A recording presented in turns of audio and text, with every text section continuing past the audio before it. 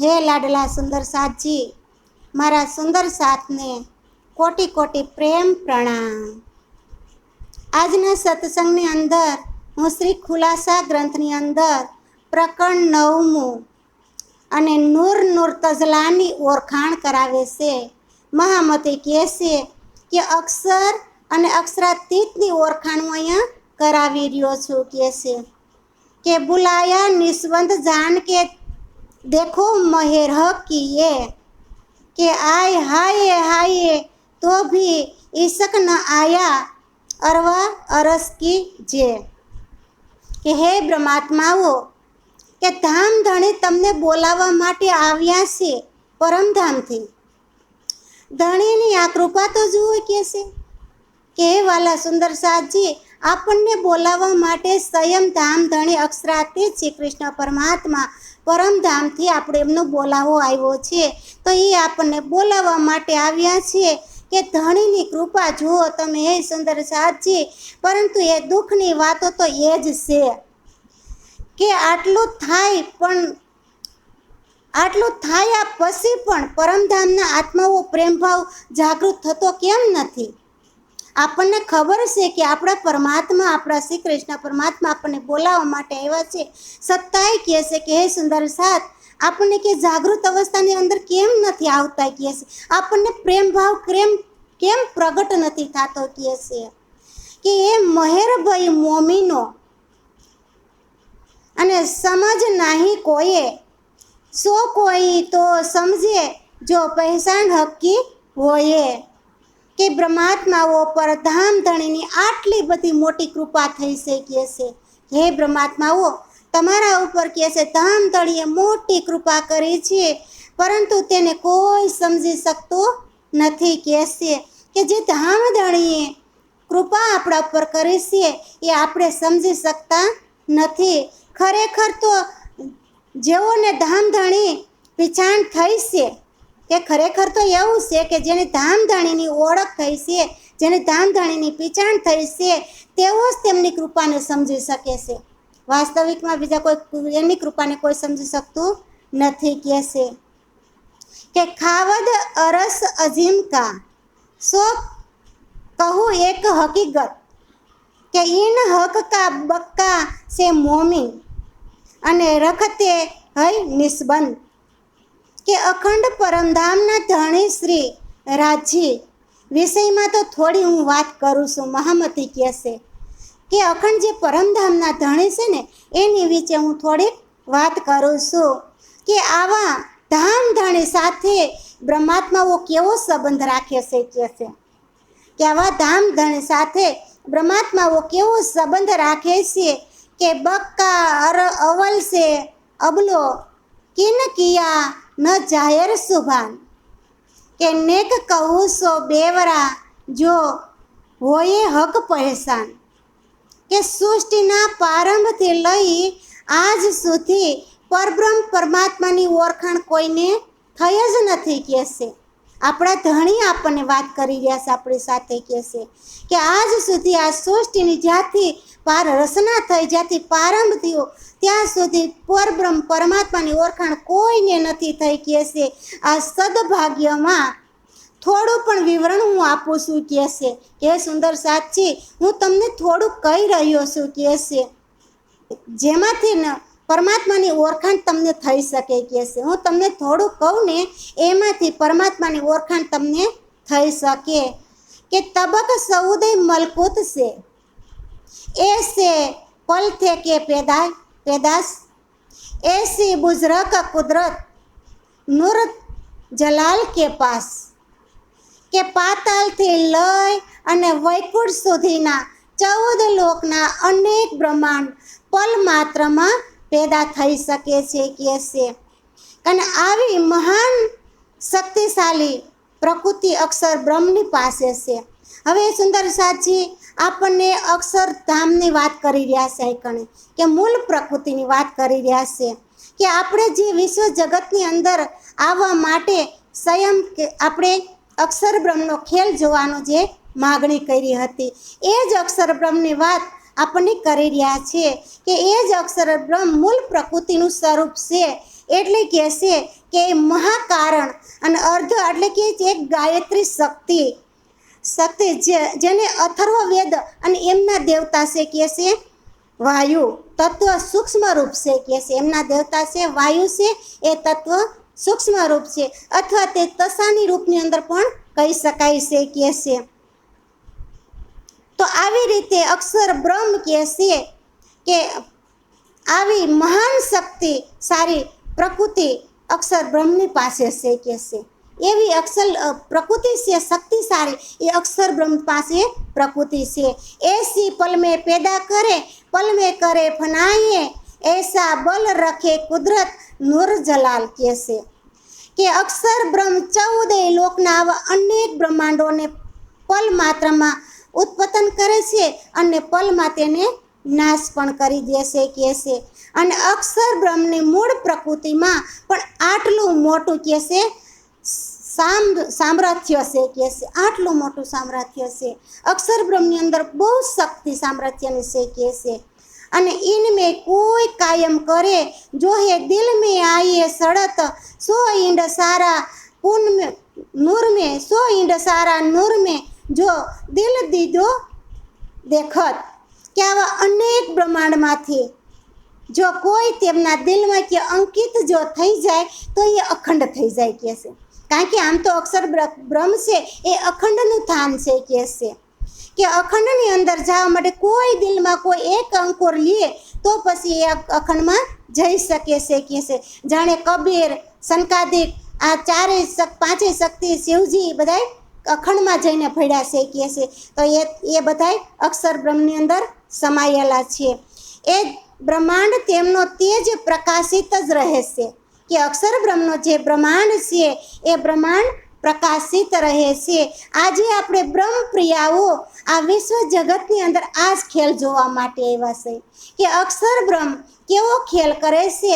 એ પરમધામની અંદર આપણા ધામધણી પાસે આપણે જે માગણી કરી હતી કે અક્ષર બ્રહ્મ કેવો ખેલ કરી રહ્યા છે, એ માગણીને આપણે જોવા માટે આવ્યા છે. તો આજે એ જ ખેલ આપણને અહીં અક્ષર બ્રહ્મ બતાવી રહ્યા છે કે અક્ષર બ્રહ્મ પોતે પ્રકૃતિનો ખેલ કરી રહ્યા છે. ત્યારે પ્રભુ બોલ્યા કે એ અક્ષરનો ખેલ છે. આપણે જોવા જ્યારે માંગ્યો ત્યારે કીધું કે અક્ષર બ્રહ્મનો જે ખેલ છે એ જોવા લાયક નથી કહેશે સખ્યો, કે એ અસત જળ દુઃખરૂપ છે કહેશે ખેલ છે એ. અને નાના પ્રકારના કહેશે એમાં જન્મ મરણ જરા વ્યાધિ પીડા દુઃખ કલેશ આમાં છે કહેશે. અને મોહ મમતા કામ ક્રોધ રાગ દ્વેષ આદિ બંધનોમાં આ આત્મા બંધાઈ જાય છે કહેશે. આવી રીતે અક્ષર બ્રહ્મનો ખેલ છે કહેશે કે જે અક્ષર બ્રહ્મનો ખેલ છે એ આપણને બંધનોની અંદર આપણને બાંધી દે છે કહેશે. અને આપણે તો મૂળ આપણા ધણીના થાનની અંદર જ બેઠા બેઠા આ ખેલ કહેશે જોઈ રહ્યા છે. ધણીના શરણોની અંદર અક્ષરાતીત શ્રી કૃષ્ણ પરમાત્માના શરણોની અંદર બેઠા બેઠા રાશ્યામાજીના શરણોની અંદર બેઠા બેઠા આ અક્ષર બ્રહ્મનો જે પ્રકૃતિનો ખેલ છે એ ખેલ આજે આપણે જોઈ રહ્યા છે કહેશે કે બ્રહ્માંડ તેનાથી તેજથી પ્રકાશ રહે છે, જેને તેઓ પોતાની અંતરદ્રષ્ટિથી જોઈએ છે કહેશે કે એ બ્રહ્માંડ છે ને એ પ્રકાશિત છે કહેશે. એ બ્રહ્માંડ છે એ પ્રકાશિત છે અને જેને તેઓ પોતાની અંતરદ્રષ્ટિથી કહેશે જોઈ રહ્યા છે કહેશે. અને કાયમ હોત જો નૂર છે શું આવે ન શબ્દ માહે તો રોશનની નૂર મકાન કી ક્यों આવે ઇન જુબાએ કહેશે કે જે આ બ્રહ્માંડ અક્ષર બ્રહ્મના હૃદયમાં અખંડ છે કહેશે. કે હે વાલા સુંદર સાચી, આ બ્રહ્માંડ તો પ્રકૃતિથી જ થયેલો છે કે પ્રકૃતિની અંદર લીન છે. આખું વિશ્વ જગત પ્રકૃતિની અંદર લીન છે કહેશે. અને અક્ષર બ્રહ્મ પણ પોતે પ્રકૃતિમાં જ ખેલી રહ્યા છે કહેશે. તો એ કહેશે કે આ બ્રહ્માંડ અક્ષર બ્રહ્મના જે હૃદયની અંદર તો અખંડ જ છે કહેશે કે હૃદયની અંદર આ બ્રહ્માંડ અખંડ છે. તેનું વર્ણન આ લૌકિક શબ્દોમાં થઈ શકતું નથી કહેશે. એ બ્રહ્માંડ અખંડ છે ને આ લૌકિક શબ્દોમાં એનું વર્ણન થઈ શકે નહીં. તો અક્ષરધામના પ્રકાશનું વર્ણન આ નશ્વર જીભથી કેવી રીતે થઈ શકે કહે છે કે અક્ષર બ્રહ્મધામનું જે આ પ્રકાશનું જે વર્ણન છે કહે છે એ કે આ નશ્વર જીભથી કેવી રીતે કહે છે થઈ શકે કે यब थक रही जुबा इन्हीं जो नूर किया है ख्याल तो आगे जुबा क्यों कर कहे કે બલ સિફત નૂર જલાલ કે અક્ષર બ્રહ્મ પોતાની કલ્પના માત્રથી જે બ્રહ્માંડ બનાવે છે તેનું વર્ણન કરતા આ જીભ ઠાકી જાય છે કે છે અક્ષર બ્રહ્મ પોતાની કલ્પનાથી કે છે આ કલ્પનાથી જે બ્રહ્માંડ બનાવે છે એ બ્રહ્માંડનું જો વર્ણન કરવું હોય તો કે છે આ જીભની ઠાકી જાય છે કે છે તો આ જે અક્ષર બ્રહ્મના સમરથને સામર્થ્યની જે પ્રશંસા આ જીભ કેવી રીતે કરી શકે કે છે અક્ષર બ્રહ્મના જે સામર્થ્યની પ્રશંસા આ જીભ કે છે કેવી રીતે કરી શકે કે છે કે બલ નૂર જલાલ કો जिनकी ये है कुदरत કે એ जुबा ना કહે શકે કે बुजुर्ग बल सिफत કે આ તો ફક્ત અક્ષર બ્રહ્મની શક્તિનો મહિમા કહેવામાં આવ્યો છે કે આ તો ખાલી જે અક્ષર બ્રહ્મની શક્તિ છે એનો મહિમા જ ધણી કે હું ખાલી કહી રહ્યો છું મહામતી કહે છે કે જેની પ્રકૃતિમાં આટલું બધું સામર્થ્ય છે જેની પ્રકૃતિમાં આટલું બધું સમૃદ્ધ છે કે છે તો તેમની શક્તિ તથા મહિમાનું વર્ણન આ જીભ દ્વારા કેવી રીતે થઈ શકે કે અક્ષર બ્રહ્મની જે શક્તિ છે એ શક્તિનું વર્ણન આ જીભ દ્વારા કેવી રીતે થઈ શકે કારણ કે અક્ષર બ્રહ્મ આ પ્રકૃતિ દ્વારા કરોડો બ્રહ્માંડ રસાવે છે અને કરોડો બ્રહ્માંડ નાશ કરે છે કહે છે કે પાતાળથી લઈને વૈકુંઠ સુધીના 14 લોકના આવા અનેક બ્રહ્માંડ પલમાં પેદા કરી દે છે કહે છે અને તે પલમાં પેદા કરે છે આવી મહાન શક્તિ પ્રકૃતિ અક્ષર બ્રહ્મની છે તો કહે છે એનું વર્ણન આ જીભ દ્વારા કઈ રીતે થઈ શકે કહે છે કે સોહે નૂર તજલા એ દાયમ હી આવે દિલદાર એ જુબા અરસ અજીમ કે ક્યો કહે સિફત સુમાર કે આવા સામર્થ્યવાન અક્ષર બ્રહ્મ પણ અક્ષરાતીતના દર્શને નિત્ય પ્રતિદિન આવાસ કરે છે કે અક્ષર બ્રહ્મ પોતે અક્ષરાતીતના દર્શન અર્થે નિત આવે છે કે છે અને એવા જ અક્ષર બ્રહ્મ એવા જ અખંડ પરમધામની મહિમા આનું વિશેષનું વર્ણન આ નશ્વર જીભથી કેવી રીતે કરી શકું કે છે કે અખંડ પરમધામની જે મહિમા છે એનું વર્ણન આ જીભ દ્વારા થઈ શકે નહીં કહે છે કે નૂર તજલાથી સિફત કો जुबा न पहुँचत तो नूर जमाल की सिफत को जो कर पहुँचे तीत કે જ્યાં અક્ષર બ્રહ્મનો મહિમાનું વર્ણન કરતા જીભ અસમર્થ છે તો તેનાથી અક્ષરાતીત ધામધણીનું મહિમાનું વર્ણન કઈ રીતે થઈ શકે કે છે કે આ જીભાન દ્વારા જો અક્ષર બ્રહ્મનું મહિમાનું વર્ણન ન થઈ શકતું હોય તો આપણા અખંડ ધણી જે અક્ષરાતીત છે એની મહિમાનું વર્ણન આપણે કેવી રીતે કરી શકીએ છે કે આ સાંભળાની જીભથી એમનું વર્ણન થઈ શકે નહીં કહે છે કે જુબા થકી બલ નૂર કે એસી સિફત કલામ જો ઈત આગુ જુબાન ક્યો કર કહે કે બલ સિફત નૂર જમાલ કે અક્ષર બ્રહ્મના સામર્થ્યનો જે મહિમા જ એટલો અપરંપાર છે કે અક્ષર બ્રહ્મની જે શક્તિ છે કે છે એ શક્તિ અપરંપાર છે જેનું વર્ણન કરવામાં આ જીભ થાકી જાય છે કે છે અને તો અક્ષરથી પણ અક્ષરાતીત ધામધડીની અપરંપાર શક્તિનું વર્ણન આ જીભ દ્વારા કેવી રીતે કરી શકાય કે છે અક્ષર બ્રહ્મથી પાર છે અક્ષર બ્રહ્મથી ઉપર જે અક્ષરાતીત છે કે છે એની અપરંપાર શક્તિ છે અને એ શક્તિનું વર્ણન કે છે કે આ જીભ દ્વારા એ સુંદર સાચી આપણે કેવી રીતે કરી શકી કે છે કે આ સાંભળાથી જીભથી અક્ષરાતીતનું વર્ણન થઈ શકતું નથી કે જીત સલ ન શકે જબરાઈલ कहे मेरे पर ये झलक नूर तजला की तजली ए ज्योत सहे न सकत કે જે પરમધામમાં જીબલીન ફેરસ્તા કે જીબલીન ફેરસ્તા પણ જઈ શકતા નથી, છતાંય કહેવા લાગ્યા કે આગળ જતાં મારી પાખો બળે છે, શૂન્યથી આગળ કોઈ જઈ જ ન શકવું કહેશે. અને કહેશે સ્વયં કહેશે જીબલીસ ફેરસ્તા કે મારી પાખો બળવા લાગે છે.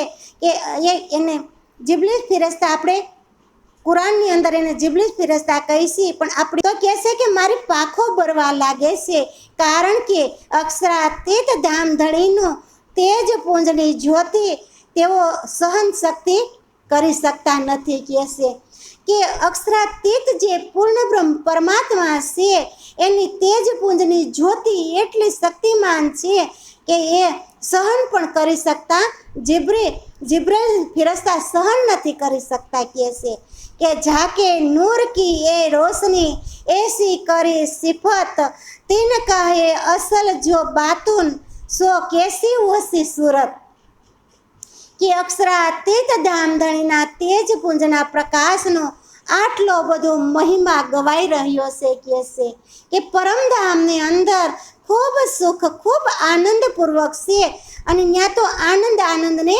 આનંદમય બધું છે. કહેશે એટલે કહેશે તેમના તેજ પુંજના પ્રકાશનો આટલો મોટો મહિમા આજે ગવાઈ રહ્યો છે. કહેશે તો આ તેજ પુંજના જે મૂળ ધણી અક્ષરાતીતનું અથાંત સ્વરૂપ કેવું હોય છે. કહેશે જે મૂળ ધણી આપણા અક્ષરાતીત છે એનું સ્વરૂપ કેટલું સુંદર હશે, કારણ કે 16 કળાએ એક કિશોર અવસ્થાવાળા આજે જે અક્ષર બ્રહ્મની પ્રકૃતિની લીલાની વાત કરી છે એ અક્ષર બ્રહ્મ તો બાલ સ્વરૂપ છે. કે જેમ બાળક નાનું બાળક હોય અને એક ઘર બનાવે અને મીટાવે, એવી જ રીતે અક્ષર બ્રહ્મ પોતે પોતાની પ્રકૃતિની લીલા કરે છે કે કરોડો બ્રહ્માંડ રસાવે છે અને કરોડો બ્રહ્માંડ નાશ કરે છે. આવી એની બાલ લીલા છે. પણ જે છે કે છે અક્ષર બ્રહ્મ તો કિશોર અવસ્થાની જે 12 વર્ષની અવસ્થા પછીની જે કિશોર લીલા છે 16 વર્ષની એમની આપણને વાત, કારણ કે 16 કળાએ એ તો ખીલેલા છે, કારણ કે અક્ષરાતીત પૂર્ણ બ્રહ્મ પરમાત્મા પૂરેપૂરો સંદ છે, પૂરેપૂરો ચાંદો છે, ત્યાં અર્ધો નથી. અને અહીંયા તો અર્ધો માત્ર કીધા અક્ષર બ્રહ્મને કીધા કે એ અર્ધ માત્ર છે. કહેશે એટલા માટે આપણને વાત કરે છે કે અક્ષરાતીત ધામધણીનું પૂર્ણ સ્વરૂપ તો કેટલું સુંદર હશે કે એસી ખૂબી શોભા સુંદર જોઈએ સાસી સુરત હક કે નામે આશિક ઇનકા સબ પર એ બુઝરક કે ખરેખર તો ધામધણીના સ્વરૂપની શોભાનું સુંદરતાનું વર્ણ વિશેષતા આવી અદ્વિતીય છે. કહેશે કે એની શોભાનું જે વર્ણન છે એ અદ્વિતીય છે. કહેશે કે શોભાનું વર્ણન કઈ રીતે કરી શકી, કારણ કે જેનું નામ જ પ્રેમ આશિક છે. સ્વયં અક્ષરાતીત પૂર્ણ બ્રહ્મ પરમાત્મા આશિકનું સ્વરૂપ છે, એ પ્રેમનું સ્વરૂપ છે. તો કહેશે એમનું વર્ણન કેવી રીતે થઈ શકે કે જેઓ સર્વાધિક શ્રેષ્ઠ અને મહાન કહેવાય છે. કહેશે કે પૂર્ણ બ્રહ્મ પરમાત્મા કે પૂર્ણતાથી લઈને પૂર્ણ છે. તો કહેશે કે સર્વાધીન શ્રેષ્ઠ મહાન એ કહેવામાં આવ્યા છે, કારણ કે પૂર્ણ અવતારને જ મહાન કહેવાય, બીજાને મહાન કહી શકીએ નહીં. કહેશે કે જો સબ કહિયત હે કે હક બિના કસુ એ બાત સો સબ નૂર કી કુદરત જો ઉપજ ફના હો જાત કે અક્ષરાતીત ધણી સિવાય જે કંઈ પણ કહેવામાં આવે છે ને તે બધોય અક્ષર બ્રહ્મની પ્રકૃતિનો જ વિસ્તાર છે.